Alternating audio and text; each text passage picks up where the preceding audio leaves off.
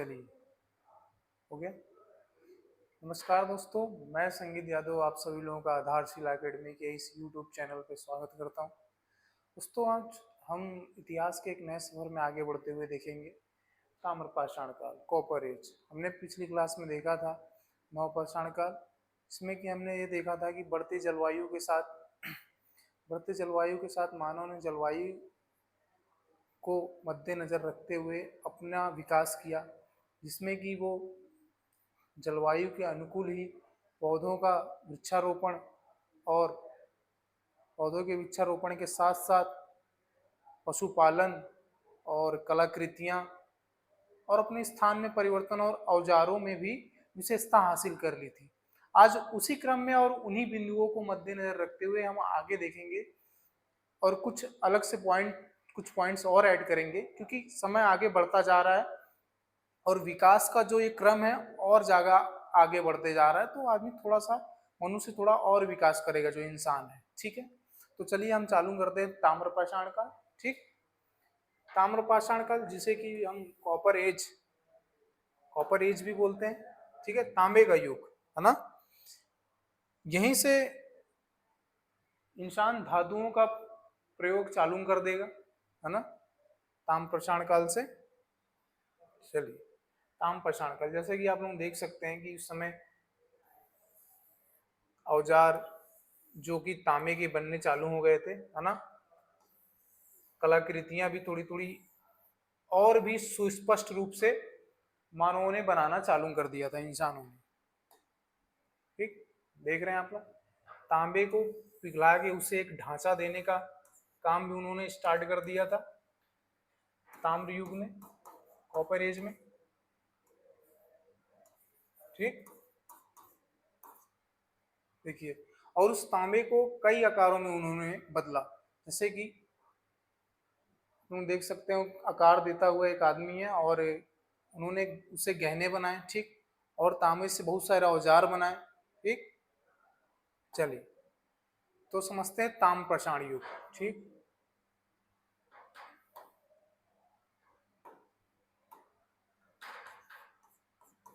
ताम्रपाषाण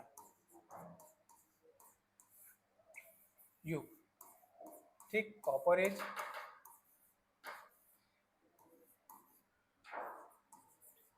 इसे चैलियोलिथिक एज भी कहते हैं। क्यों कहते हैं? क्योंकि ग्रीक भाषा में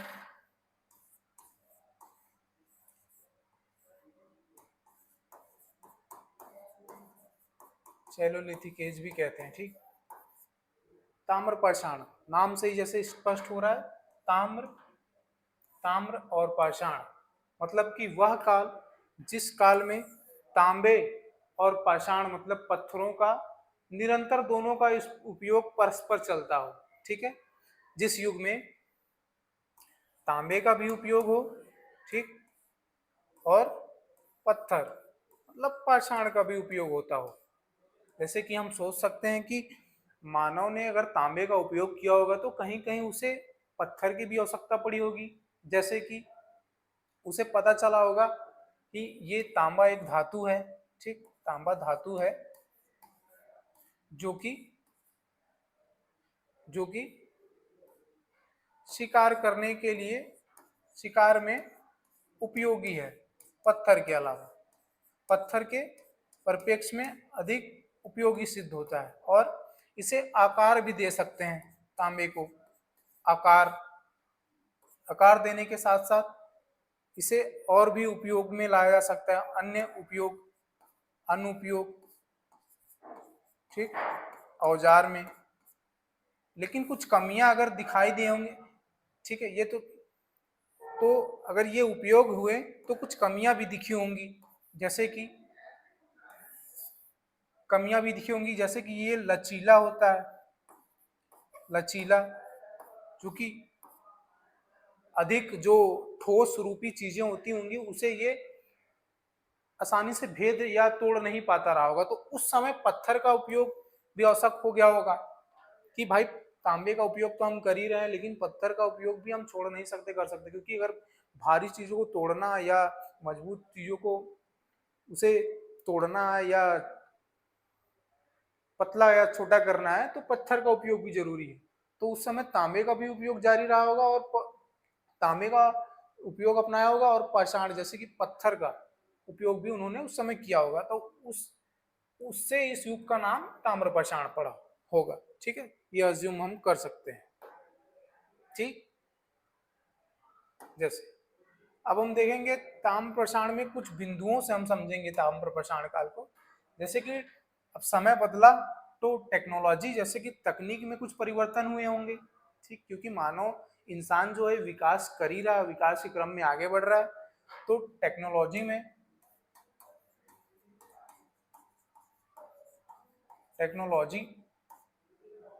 में वो सुधार करेगा। ठीक, और वो विकास कर रहा है तो अपने आप को वो गुट में और अपने आप को एक समाज में वो अधिक सुरक्षित और अच्छा महसूस करेगा और बहुत सारी विकास करेगा। ठीक, तो बस्तियां और वास्तुकला एक ये पॉइंट हो गया।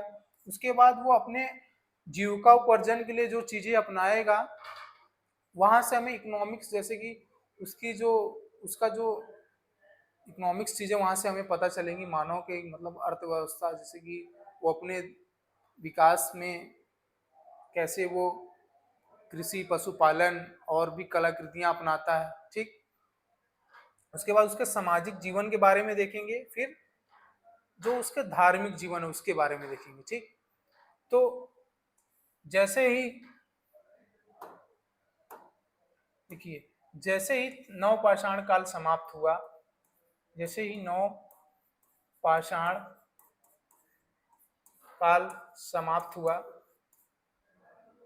तो कुछ जगह पे तांबे की चीजें मिली होगी इंसान को, तो उसे महसूस हुआ होगा या लगा होगा कि हाँ ये चीजें उपयोगी हैं। ठीक, नवपाषाण युग के समाप्त होते ही ताम्रपाषाण युग की उत्पत्ति हुई। ताम्रपाषाण काल आया। ठीक, कॉपर एज आया।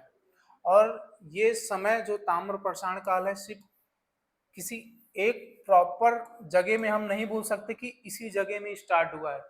ये विश्व के और भारत में अलग अलग जगहों पे अलग अलग समय स्टार्ट हुआ है। ठीक, जैसे कि मानते हैं कि जैसे कहा जाता है कि भारत में जो ताम्रपाषाण काल युग स्टार्ट हुआ, ताम्रपाषाण काल स्टार्ट हुआ वो लगभग 6000 वर्ष पूर्व हुआ। 6000 वर्ष पूर्व, 6000 वर्ष पूर्व मतलब अभी का 2000 साल और 2026 चल रहा है। 2026 माइनस कीजिए। ठीक है, इसमें से 2026 माइनस कीजिए। ठीक, मतलब मोटा मोटा ले लीजिए आप लोगों की उस समय ये टाइमलाइन में देखा जाए तो ये 4000 BC के लगभग हुआ होगा स्टार्ट। ठीक है, और तब से लेके 700 BC तक इसका समय देखा जाता है भारत में ताम्रपाषाण काल का। ठीक है, तो ये पॉइंट होंगे हमारे तकनीकी बस्तियां एवं वास्तुकला कि आदमी रहता कैसे था।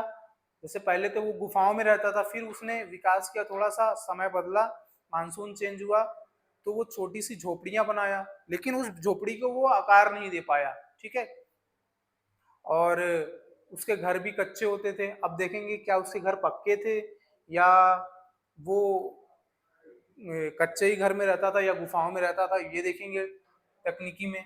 ठीक है, और बस्तियों में हम देखेंगे वो क्या अकेले रहता था या गुटों में रहता था या उनके अलग अलग गुटों में बटे हुए थे वो। ठीक है, और उस बस्तियों में वो कैसा टाइप के बस्ती बना के रहते थे, क्या वो जो इलाके थे ग्रामीण थे या शहरी थे। और अर्थव्यवस्था जो कि इकोनॉमिक्स में हम देखेंगे कृषि, कृषि वो कौन कौन सी कृषियां करते थे। ठीक है, कौन कौन से अनाज उगाने लगे थे या कृषि में कौन कैसे कैसे उपकरणों का उन्होंने प्रयोग चालू कर दिया था। पशुपालन में देखेंगे हम कौन कौन से जानवर उस समय वो पालता था। ठीक है, विशेष रूप से किस जानवर को वो ज्यादा महत्व देता था। जैसे कि हम इस समय पालतू पशु पालते हैं जो कि गाय भैंस बकरी कुत्ते भेड़।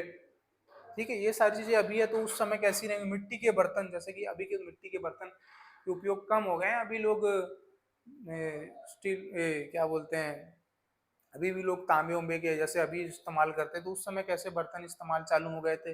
व्यापार एवं शिल्प कौशल, जैसे कि वो बर्तन वर्तन बनाते थे तो तांबे का उपयोग भी चालू हो गया, तो शिल्प कला में वो निपुण हो गए होंगे। तो क्या उनका व्यापार होता था?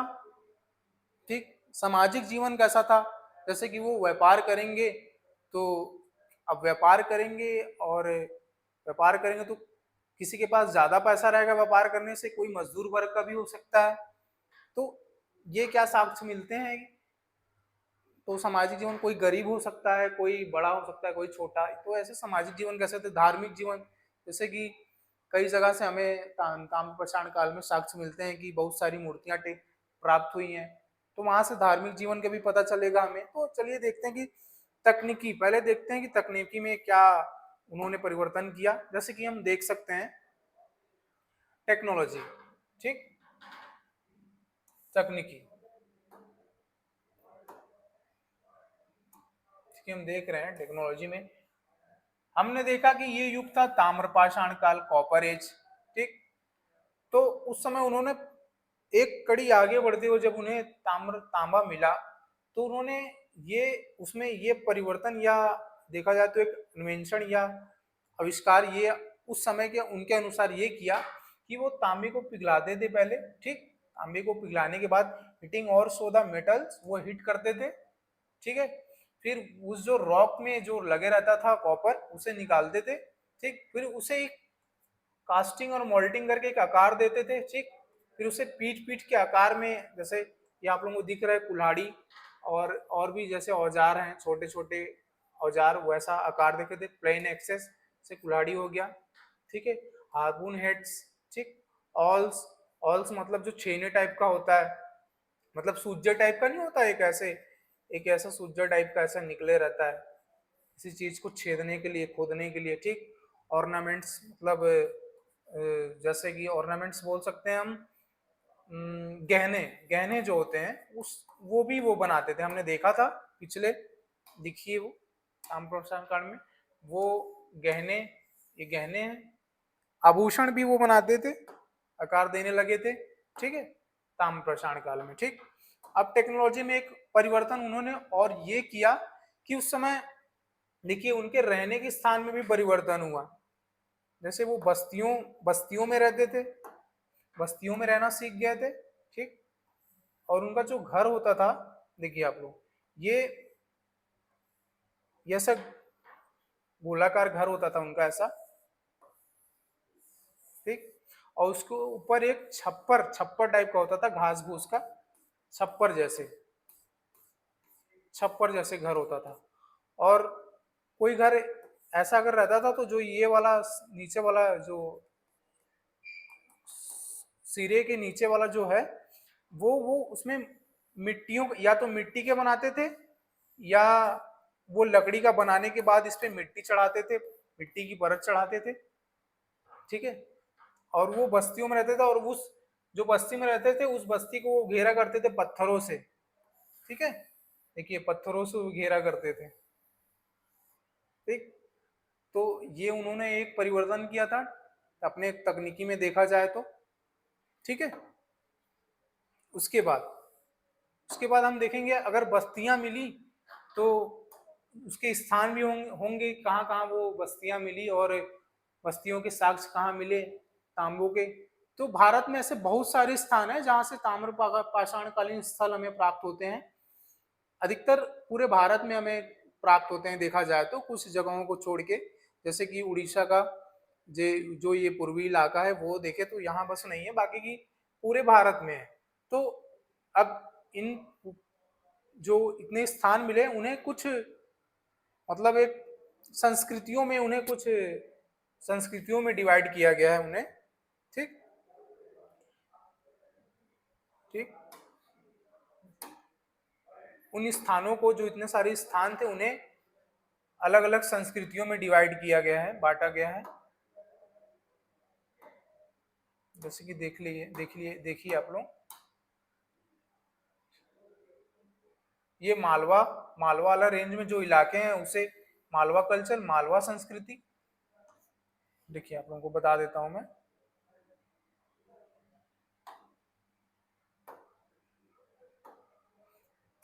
मालवा वाला इलाका जो है, मालवा, मध्य प्रदेश का मालवा क्षेत्र में जो जो जगह रहे उसे मालवा संस्कृति का नाम दिया गया। ठीक है, पहला हम देखें मालवा, मालवा संस्कृति, संस्कृति, ठीक, मालवा संस्कृति।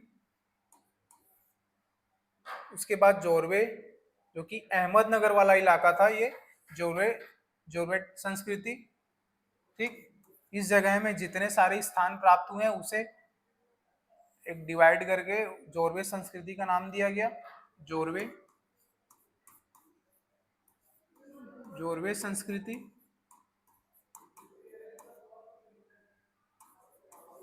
ठीक है, फिर देखा जाता है तो Neolithic cultures of south India. ठीक, उसके बाद आहार, आहार कल्चर जो पश्चिमी राजस्थान वाला इलाका था। ठीक है, आहार, आहार, आहार संस्कृति, आहड़ भी बोल सकते हैं, आहड़ संस्कृति। ठीक है ना, ठीक है।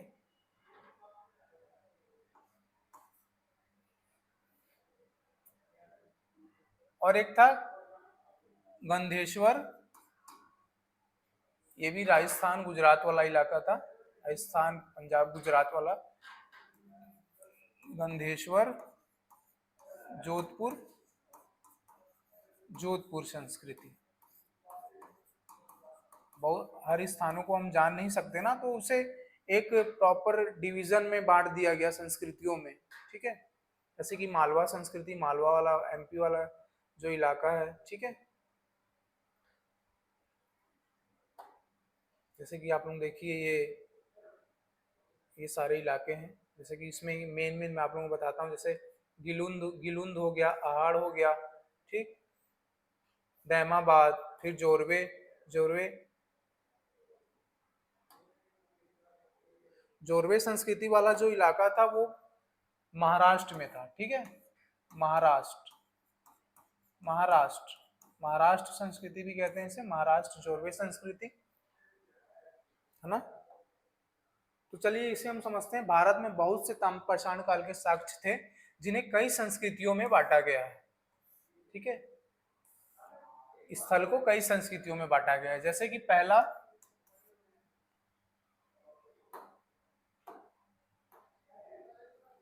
पहला बनास एवं आहार संस्कृति, आहार संस्कृति राजस्थान। इसके स्थान देखते हैं हम, कौन कौन से स्थान थे इसमें, जैसे कि आहार, गिलुंद और बालाथल। ठीक, आहार, गिलुंद एवं बालाथल स्थानों के नाम याद रखिए आप लोग।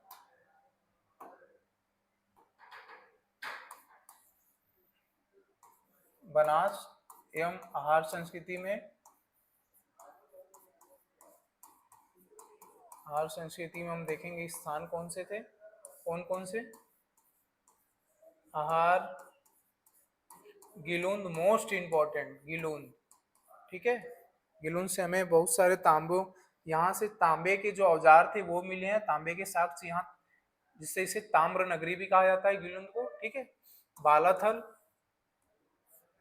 बालाथल, ठीक है, ये बनास एवं आहार संस्कृति के स्थान थे। ठीक है, इसमें हम देखते हैं पॉइंट्स। ठीक, जैसे 1953-54 में अक्षय कीर्ति व्यास ने खोजा था आहार संस्कृति को। ठीक है, 1953 और 54 में अक्षय कीर्ति व्यास, अक्षय कीर्ति व्यास, अक्षय कीर्ति व्यास, व्यास जी ने खोजा था।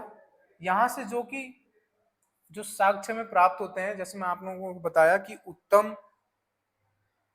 उत्तम सामाजिक जीवन उनका डेवलप हो चुका था उस समय। ठीक है, सामाजिक चीजें उनमें आ गई थी और प्रॉपर रहने का स्थान जहां वो रहते थे, बहुत सारी प्रणालियों का उद्भव हुआ उस समय से।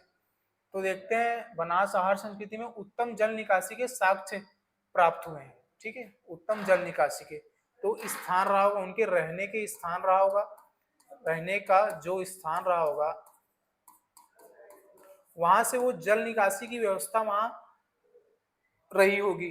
ठीक है, जल निकासी मतलब ये रहने का स्थान हो गया, वहां के जो घर रहते थे वहां से जो जल निकलता था, उनका जल निकलने का जो व्यवस्था था उत्तम था, और वो एक जगह जाके इकट्ठा होता था जल।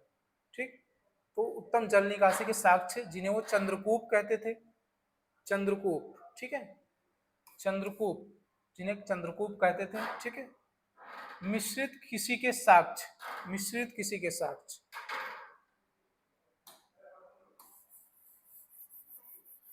ठीक, मिश्रित, मिश्रित मतलब बहुत सारी फसलों को मिलाकर वो बोते थे, प्रॉपर एक फसल नहीं देते थे।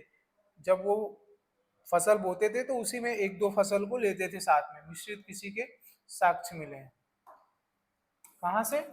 बनास आहार संस्कृति से। मिश्रित कृषि के साक्ष्य,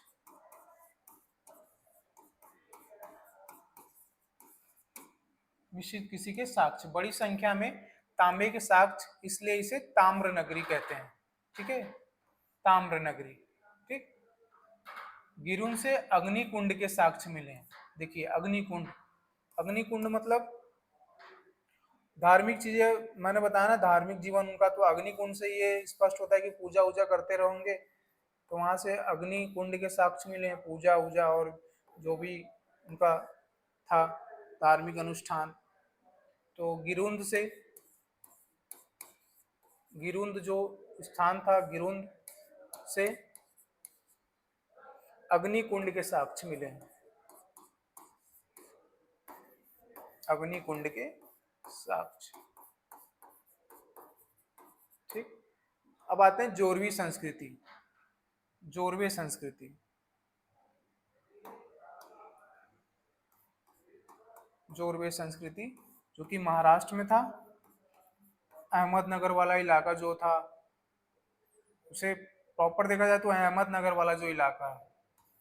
ठीक, महाराष्ट्र, जोरवे संस्कृति महाराष्ट्र में मेन देखा जाए तो जो ताम्र पाषाण युग फला फूला वो जोरवे संस्कृति में ही फला फूला। ठीक, जोरवे, जो जोरवे संस्कृति में जो स्थान थे वो थे जोरवे, दैमाबाद, इनाम गांव और नेवासा। ठीक, जोरवे में, जोरवे था एक स्थान, दैमाबाद, इनाम गांव और निवासा। अब इसमें देखते हैं कि यहाँ क्या क्या प्राप्त हुए हैं, कौन कौन से साक्ष्य प्राप्त हुए हैं, जीवन कैसा था, क्या क्या मिला यहाँ। ठीक है, कीलेबंद गांव, कीलेबंद गांव जैसे मैंने दिखाया ना आप लोगों को, कीलेबंद गांव ऐसे, कीलेबंद गांव, इसे गांव ही कह सकते हैं ना, कीलेबंद गांव, बहुत सारे घर थे, फिर उससे कीलों से ये जो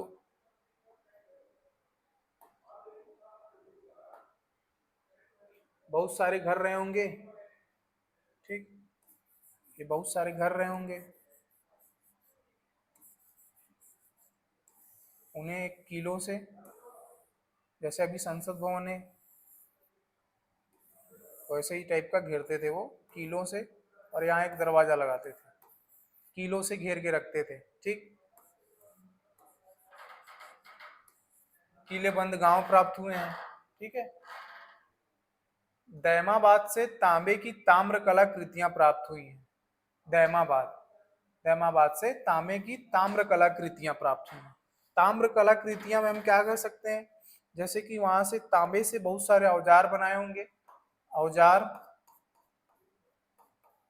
आभूषण, ये सारी चीजें प्राप्त हुई होंगी, कलाकृतियां, और भी बहुत सारी चीजें, किसी चीजों पे परत तांबे की चढ़ाना, ये सारी चीजें प्राप्त हुई होंगी। इनाम गांव से जल प्रणाली के साक्ष्य प्राप्त होते हैं, इनाम गांव, ये सारे पॉइंट्स आप लोग याद रखना, क्योंकि ये मेन स्थान है जहां जहां से चीजें जो जो प्राप्त हुई हैं,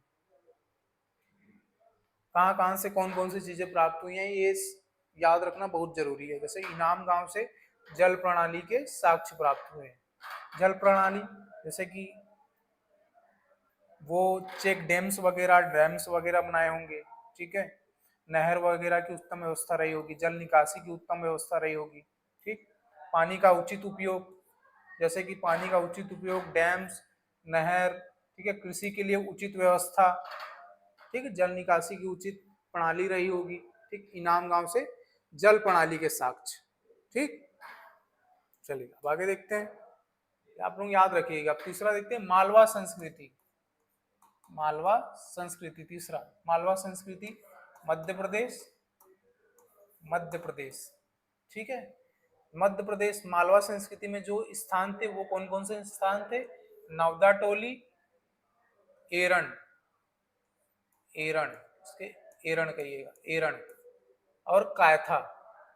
ठीक, उत्कृष्ट दुधिया प्रकार के मृदभांड प्राप्त हुए हैं, दुधिया प्रकार के मृदभांड। अब दुधिया प्रकार के मृदभांड कैसे होते थे मैं आप लोगों को दिखा देता हूं।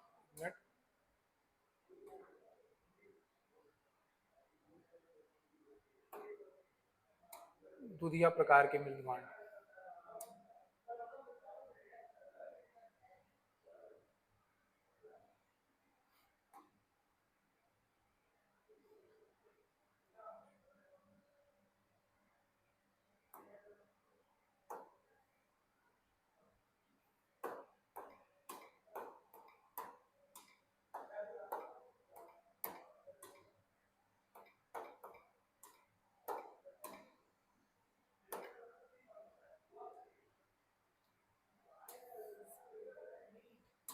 ये दिखाता हूँ आप लोगों को। अरे क्या खुल गया, ऐसा टाइप के।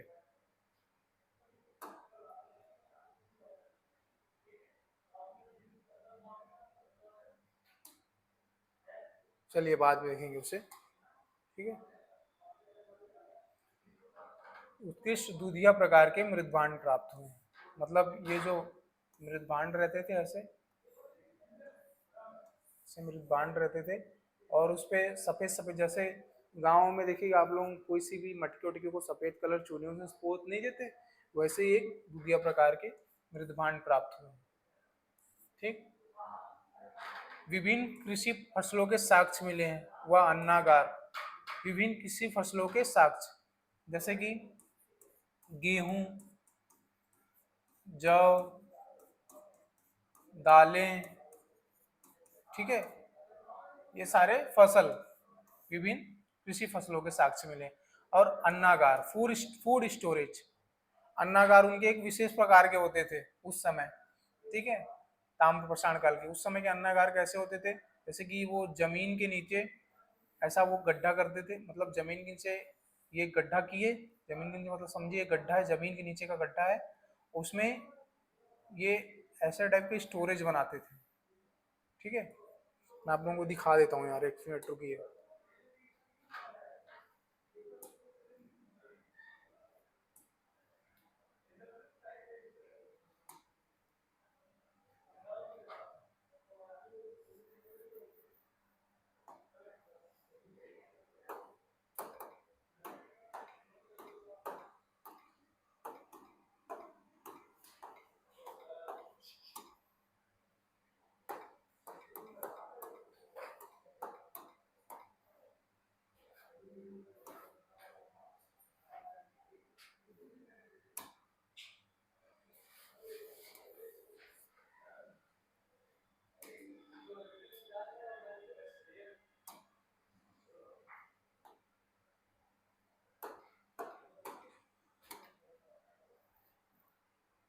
एक मिनट ये दिखाता हूँ।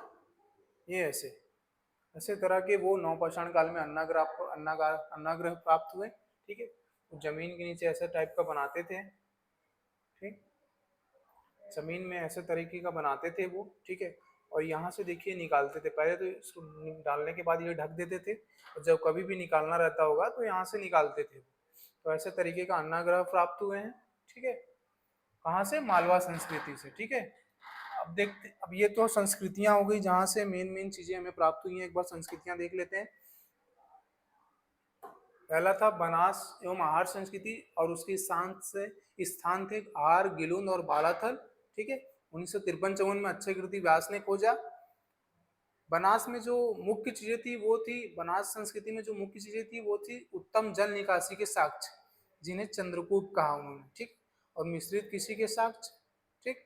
बड़ी संख्या में तांबे के साक्ष्य, इसलिए इसे ताम्र नगरी कहते हैं। गिरुन से अग्निकुंड के अवशेष, ठीक है, जगह आपको याद रखना। और जोरवे संस्कृति में दैमाबाद से तांबे की ताम्र कलाकृतियां प्राप्त हुई, ठीक है। मेन दैमाबाद ताम्र कलाकृतियों के लिए फेमस रहा है। और इनाम गांव से जल प्रणाली के साक्ष्य प्राप्त हुए, उन्नतम जल प्रणाली के, ठीक है। वैसे ही जो मालवा संस्कृति थी, वहां से उत्तम दूधिया प्रकार के मृदभांड, उस समय के जो मृदभांड थे दूधिया प्रकार के, ठीक है, दूधिया प्रकार के मृदभांड बना के उस पर दूधिया कलर देते थे। और उस समय ये भी था, जो जो कलाकृतियां थी उनकी मिट्टी की, वो बैल, उस समय बैल मिला है, उस पर भी दूधिया कलर का उन्होंने रंग चढ़ाया है, ठीक है। अब देखते हैं कुछ महत्वपूर्ण पॉइंट, जैसे कि उनके विकास क्रम में उस समय वो कृषि में क्या क्या विकास किए, कौन कौन सी फसल का उपयोग करते थे, ठीक है। और कृषि में वो कैसे औजार का प्रयोग करते थे, ठीक। और उस समय कृषि में जल प्रणाली कैसी थी, कैसी नहीं थी, ठीक है। तो कृषि में हम देखते हैं, फसल मुख्य रूप से कृषि आधारित ग्रामीण संस्कृति थी, ठीक है। ताम्र पाषाण काल जो था, ताम्र पाषाण काल ग्रामीण संस्कृति थी। ताम्र पाषाण काल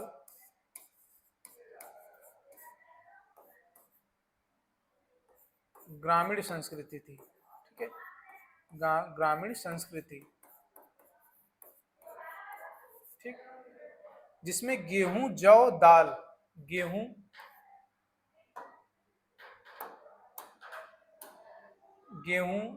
जौ, दाल, मसूर, मूंग, चावल और बाजरा प्रमुख फसलें थी, ठीक है। कौन कौन सी फसलें थी? गेहूं, जौ, दाल, दालों में भी मसूर और मूंग, ठीक है, चावल और बाजरा, ये फसलें थी, ठीक। खेती के औजार जैसे कि हल व दराती, दराती जो ऐसे तरह की होती है, फिर ये पकड़ने का रहता है, दराती जो अनाज काटने के लिए होता है, ठीक है। हल, हल से ये हल होता है, हल, हल एवं दराती खेती के औजार में। इनाम गांव से जल प्रणाली, हमने देखा था ना, क्या देखा था हमने? इनाम गांव से जल प्रणाली किस कौन सी संस्कृति में हमने देखा था, बताइए? इनाम गांव, इनाम गांव हमने देखा था मालवा संस्कृति में, ठीक है। नहीं, इनाम गांव हमने कहाँ देखा था? हमने देखा था जोरवे संस्कृति में इनाम गांव, ठीक है। इनाम गांव से जल प्रणाली प्राप्त हुई है ना, जो कि कृषि के उपयोग आने वाली और जो फसलें थी, औजार थे, और जो उस समय पानी की जो व्यवस्था थी वो थी, ठीक है। अब देखते हैं उस समय पशुपालन कैसा था, कौन कौन से पशु थे, कौन कौन से पशुओं का उपयोग कैसे रूप में वो करते थे, ठीक। पालतू पशु, पालतू पशु मुख्य रूप से गाय, बैल, भेड़, बकरी, भैंस और सुअर पाले जाते थे उस समय पालतू पशुओं में, ठीक है। अन्य पशु, अन्य पशुओं में जैसे हम देखते हैं, ये तो थे गाय, बैल, भेड़, बकरी, भैंस और सुअर, ये थे ही। लेकिन अन्य पशुओं में जैसे कि जो कायथा स्थान था मध्य प्रदेश का, कायथा में घोड़े के अवशेष भी मिले हैं, घोड़े के अवशेष भी मिले हैं, ठीक है। कुत्ता भी पालतू जानवर था उस समय, ठीक है, कुत्ता जो कि शिकार में उपयोग करते थे वो, ठीक। और जो पालतू पशु थे इनका उपयोग वो दूध से दूध निकालते थे, दूध और मांस, मांस और उनका मांस की चीजें, दूध और मांस का उपयोग करते थे जानवरों से, ठीक है। उपयोग पशुपालन का उद्देश्य मुख्यतः मांस की प्राप्ति था, वे पशुओं का उपयोग केवल भोजन के लिए करते थे, ठीक है, दूध के लिए नहीं, क्योंकि वे दूध को केवल पशुओं के बच्चे के लिए मानते थे। ठीक है, पशुपालन का जो उद्देश्य था उस समय मांस की प्राप्ति था। पशुपालन का उद्देश्य जो उस समय था वो मांस की प्राप्ति था, दूध नहीं था, क्योंकि दूध वो उसके पशुओं के बच्चों के लिए मानते थे कि ये उनके लिए है, मांस का उपयोग। ठीक, जैसे कि हमने देखा था मध्य पाषाण काल में, मध्य पाषाण काल से थोड़ी थोड़ी उन्होंने जो अपना जीविकापार्जन के लिए जो चीजें स्टार्ट की थी वो नवपाषाण काल पे आके कृषि, कुछ कृषि की स्टार्टिंग, और मध्य पाषाण काल में जो उन्होंने मछली पालन का, मछली पकड़ने का जो काम स्टार्ट किया था। ठीक है, वो इस समय भी देखते हैं। शिकार और मछली पकड़ना पशुपालन के अलावा वे शिकार करते थे, और नदियों के पास होने के कारण मछली पकड़ना भी उनका आहार का हिस्सा था। ठीक है, क्षेत्रीय साक्ष्य, क्षेत्रीय साक्ष्य में हम देखते हैं जैसे दैमाबाद में पालतू पशुओं के महत्वपूर्ण साक्ष्य मिले हैं। दैमाबाद कहाँ, जोरवे संस्कृति का हिस्सा, स्थान दैमाबाद में पालतू पशुओं के महत्वपूर्ण साक्ष्य मिले हैं। ठीक, अब हम देखते हैं मृदभांड, उनकी कलाकृतियां जो थी, कलाकृतियां में एक तो कलाकृतियां में हमने देखा तांबे का उपयोग वो कैसे करते थे, हल वल बनाते थे उससे दराती वराती। ठीक है, उस समय देखिए ताम्रपाषाण काल में कुछ कहीं कहीं जगह अवशेष मिले हैं कि उस समय लोहे का भी इस्तेमाल होता था, कुछ जगह लोहे और जो कांसे का उसका भी प्रयोग होता था। ठीक, ये नहीं कह सकते कि सिर्फ तांबे का प्रयोग होता था उस समय, क्योंकि वो जो समय था वो कहीं ना कहीं हड़प्पा सभ्यता से टच वाला समय था। हड़प्पा सभ्यता के कहीं कहीं कहीं साक्ष्य मिले हैं कि वो पहले का ये जो काल था पहले का था, तो कहीं साक्ष्य मिलते हैं कि ताम्रपाषाण काल हड़प्पा सभ्यता से भी लैप करता है। ठीक है, तो जो धातुओं के अवशेष मिले हैं वो मुख्य रूप से तांबे के तो मिले ही हैं, लेकिन उस समय कांसे और लोहे के भी अवशेष मिले हैं। ठीक है, तो कलाकृति में हम मृदभांड देखते हैं। मृदभांड, मृदभांड मतलब जो मिट्टी के बनाते थे, देखिए 2000 से 700 BC। ठीक है, चैल्कोलिथिक एज, चैल्को मतलब कॉपर एंड लिथिक मतलब स्टोन। जो उस समय के मृदभांड थे वो लाल और काले रंग के मृदभांड थे। ठीक है, लाल और काले रंग के। देखिए ये जो आप लोगों को मृदभांड दिख रहा है,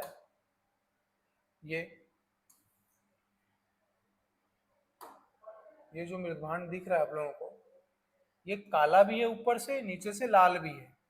ठीक, तो लाल और काले रंग के मृदभांड, रेड एंड ब्लैक वेयर। ठीक, उसके बाद गेरू रंग के मिट्टी के बर्तन भी मिले हैं। ठीक है, गेरू रंग के, गेरुए रंग के दिख रहे हैं ना, गेरू रंग के।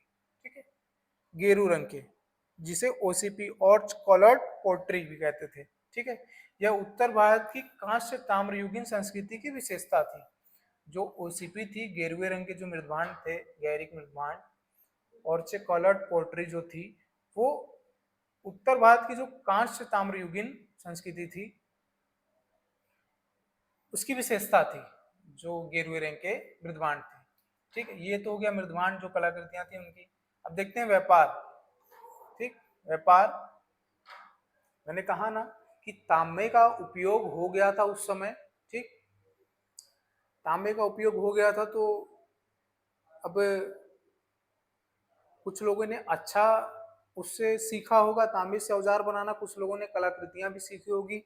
अब कुछ लोगों ने, अगर किसी को कलाकृति, किसी अगर अच्छा उस तांबे से अच्छा एक रूप और अच्छा जो ढालते रहे होंगे तो किसी को पसंद भी आता रहा होगा, तो लोग व्यापार का भी जरिया बना लिए होंगे, तो वैसा आना चालू, और विनिमय के रूप में वो कुछ इस्तेमाल भी करते रहे होंगे, तो उनमें वर्गों का भी एक विभाजन हुआ होगा। ठीक, जैसे व्यापार में उस समय दिखाई देता है वस्तु विनिमय पर आधारित सक्रिय गैर शहरी, गैर शहरी मतलब ग्रामीण, गैर शहरी, व्यापार नेटवर्क मौजूद थे जो तांबा, अर्ध मूल्यवान पत्थरों और मिट्टी के बर्तनों पर निर्भर थे। ठीक है, ये हो गया व्यापार। ठीक, वस्तु विनिमय पर आधारित सक्रिय गैर सक्रिय व्यापार नेटवर्क मौजूद थे जो तांबा और पत्थर और मिट्टी के बर्तन पर निर्भर थे। जो व्यापार था वो तांबा और मिट्टी के बर्तन और जो कलाकृतियां थी जैसे मृदभांड वगैरह उस पर निर्भर थी। ठीक है, अब देखते हैं सामाजिक जीवन, उनका सोशल लाइफ जो था,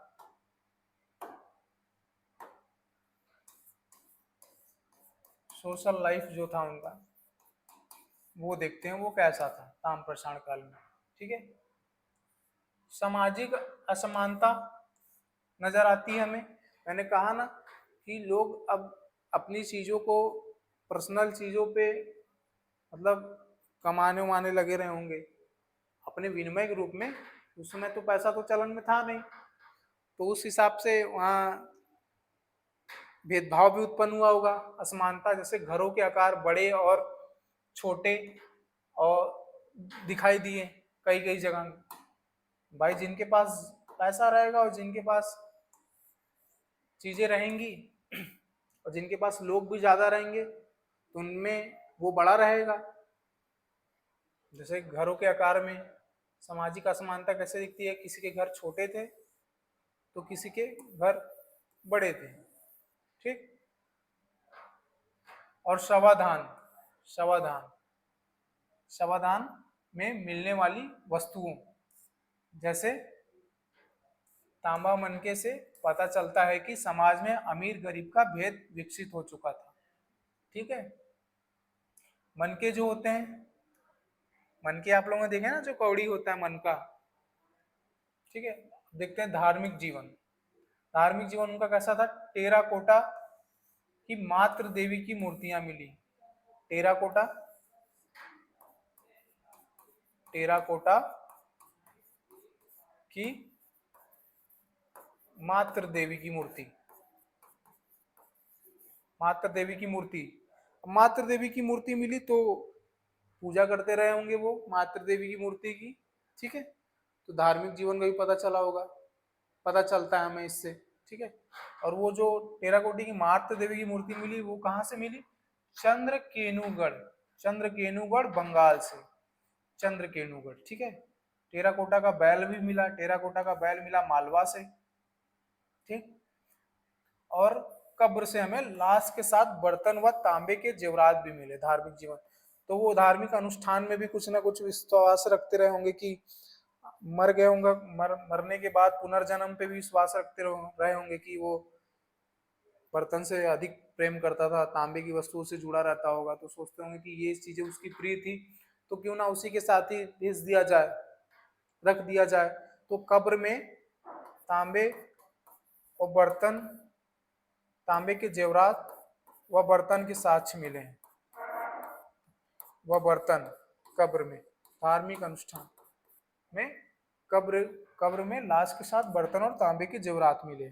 ठीक, तो हमने क्या आज देखा? तो ये सारी चीजें थी। ठीक, हमने तो पहले ये देखा कि भारत में स्थान कौन कौन से थे। ठीक, स्थान के बाद देखा इसी स्थानों को एक, इन स्थानों को कुछ कुछ स्थानों को मिला के एक संस्कृति बनाई गई। ठीक है, संस्कृतियों को नाम दिया गया, जैसे मालवा संस्कृति, कायथक एंड मालवा कल्चर। ठीक है, मालवा संस्कृति जो कि 1700 से 1400 बीसी। ठीक है, 1400 बीसी तक थी। जोरवे संस्कृति जो कि 1400 से 700 बीसी तक थी। ठीक है, 700 बीसी तक थी। ठीक, आहड़ संस्कृति, आहड़ संस्कृति 1950 से 1700 बीसी तक थी। ठीक, उसी गंदेश्वर संस्कृति, गंदेश्वर जोधपुर संस्कृति सबसे पुरानी है, 2800 से 2000 बीसी। तो हमने संस्कृतियों देखा जो कि स्थान को, बहुत सारे स्थान थे देश में। ठीक है, तो उन्हें एक संस्कृति का रूप दिया गया, किस स्थान में अलग अलग संस्कृति थी। फिर हमने देखा इन संस्कृतियों में हमें प्राप्त क्या क्यों है, संस्कृतियों में हमें अलग अलग संस्कृतियों से जो चीजें हमें प्राप्त हुई हैं और जो साक्ष्य प्राप्त हुए हैं विकास के, वो क्या क्या थे, ये हमने देखा। ठीक, फिर कृषि उस समय कितनी विकसित हो गई थी, क्या क्या वो उपजाते थे, क्या क्या वो बोते थे, और औजार कैसे वो इस्तेमाल करते थे। ठीक है, कैसी प्रणालियां थी उनकी जल की। फिर हमने पशुपालन देखा, पशुपालन में भी हमने ये देखा कि वो कौन कौन से पशु पालते थे और वो उपयोग कैसा करते थे उनका। ठीक है, ठीक, हमने फिर कलाकृतियों में मृदभांड देखा कि वो क्या क्या बनाते थे, लाल व काले रंग के मृदभांड, जो कि नवपाषाण ताम्रपाषाण काल में मुख्य रूप से लाल व काले रंग के मृदभांड मिलते हैं। ठीक है, आपको याद रखना, लाल, काले और गेरुए रंग के। ठीक है, उसमें भी जो गेरुए रंग का मृदभांड था वो जो नॉर्थ वाला इलाका था भारत में, उत्तर भारत की कांस्य ताम्र युगीन संस्कृति की विशेषता थी। ठीक, फिर व्यापार देखा, वस्तु विनिमय पर आधारित था। ठीक है, जिससे व्यापार के चलते उनके पास वस्तु विनिमय में करने के बाद करते हुए मतलब करते थे तो चीजें उनके पास ज्यादा थी, जो ज्यादा जितना व्यापार करेगा तो उससे हमें जो उनका जीवन था, सामाजिक जीवन, उस पर भेदभाव नजर आता है कि जिनके पास जो मजबूत थे उनका घर बड़ा था, जो कमजोर छोटे लोग थे उनका घर छोटा था। ठीक है, अमीर गरीब का भेदभाव था। धार्मिक जीवन में हमने देखा कि टेराकोटा की माता देवी की मूर्ति मिली, चंद्रकेनुगढ़ से बंगाल से टेराकोटा का बैल मिला मालवा से। और हमने देखा कि कब्रों में उन्होंने लाशों के साथ तांबे के जेवरात व बर्तन भी गाड़े थे। ठीक है, तो ये हमने देखा। तो आज हमारा ये ताम्रपाषाण युग कंप्लीट हुआ। ठीक, हमने यहाँ देखा था कि मालवा पाषाण काल स्टार्ट कहाँ से होता, तो इसमें याद रखना कि 6000 साल पहले मैंने आप लोगों को बताया ना, तो लगभग 4 मिलियनियम बीसी से वो समय रहा होगा, 4 मिलियनियम बीसी का समय। ठीक है, स्टार्ट हुआ और 2 मिलियनियम तक। ठीक, याद रखना। तो हमारा ये ताम्रपाषाण काल भी कंप्लीट होता है। ठीक, आगे हम देखेंगे इसी क्रम में विकास के इंसानों के विकास क्रम में आगे बढ़ते हुए हम देखेंगे अगला जो हमारा टॉपिक रहेगा वो महापाषाण। ठीक है, महापाषाण काल। ठीक, तो आज हम इसे कंप्लीट कर दिए हैं। ठीक, आप लोग इस क्लास को देख लेना। ठीक है, एक बार रिपीट देख लेना, आप लोगों को समझ में आ जाएगा अच्छे से। और आप लोग जरूर बताइएगा आप लोगों को क्लास कैसी लगी, आप लोगों को कौन कौन सी जानकारियाँ सुनने मतलब जानने को नई नई मिली, आप लोगों को अच्छा लगा, क्लास कैसी थी, ये सब आप लोग कमेंट के द्वारा बताइएगा। ठीक, आप लोगों का सहयोग ही हमें आगे लेके जाएगा, और आप लोग जितना सपोर्ट करेंगे हम आप लोगों को और भी बेहतर तरीके से और भी अच्छे टॉपिक और कंटेंट के साथ आपके साथ हाजिर होंगे। ठीक है, तो आज की क्लास यहीं हम समाप्त करते हैं। ठीक है, आधारशिला एकेडमी के साथ जुड़ने के लिए आप सभी लोगों को धन्यवाद। ठीक है, नमस्कार।